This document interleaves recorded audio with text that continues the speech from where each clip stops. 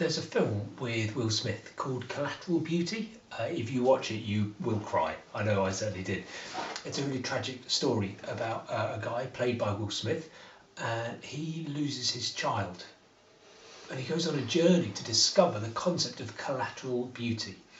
Maybe we're more familiar with collateral damage, where something necessary happens, and because of it, there's some terrible side effects, some unwanted results.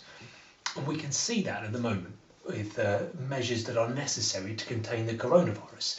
As people are distanced one from another, as businesses are closed, we can see the pain in the world around us because of that. It's obvious, it's easily noticed.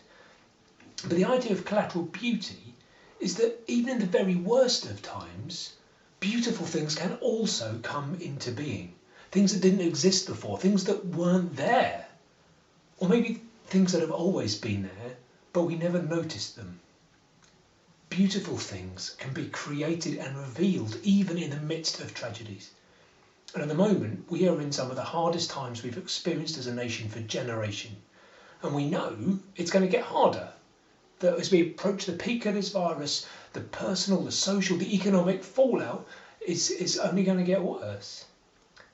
And I think there is a sense though that the greater the tragedy, the more beauty there is that can also be seen. Beautiful things are being created and revealed in the midst of this pandemic.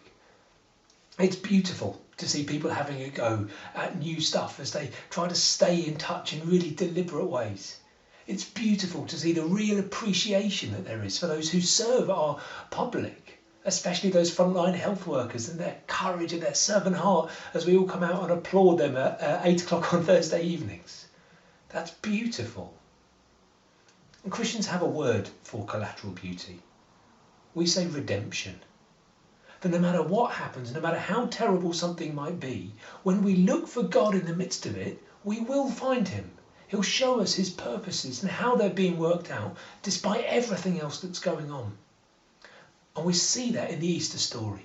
We can think of the death of Jesus and the cruelty, the damage, the pain, and we could take that to God and say, God, this is awful. How could this happen? But at the same time, there's half an eye for the collateral beauty, for the redemption. And in the wake of Jesus' death, we see redemption in spades. We see his journey to and through death, making a way for all of us to follow him in that journey. And how beautiful that redemption is. The sense that God could bring something beautiful out of the death of his own son gives me hope in the here and now. That God can and will use elements of this pandemic to work out his own purposes, to reveal collateral beauty as he works his redemption superpower. For me, the most beautiful thing about this whole virus, the side effects of it, is people, Christians, finding ourselves front and centre in the mission of God once again.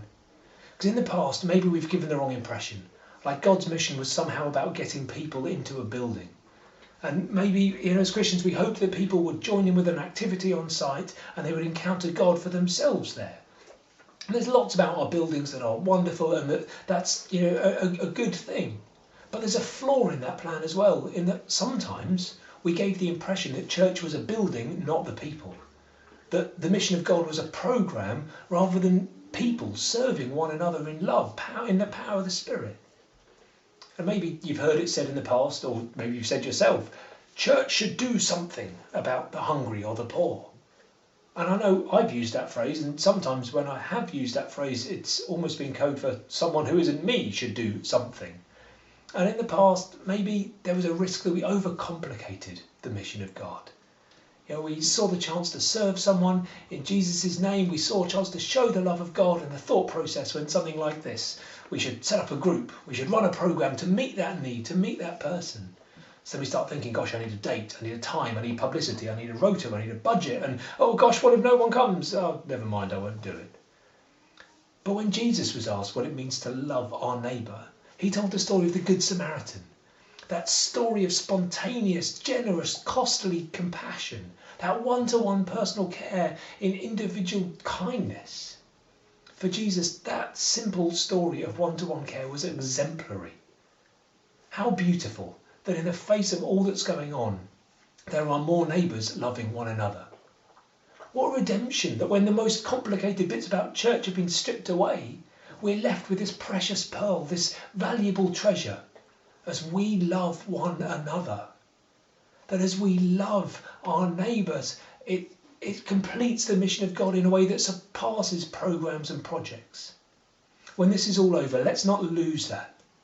Let's remember that we are at our most Christ-like when we stop and when we care, when we love. I wonder, how could you bless those you are closest to today? Where can you see collateral beauty today? Where can you be collateral beauty today?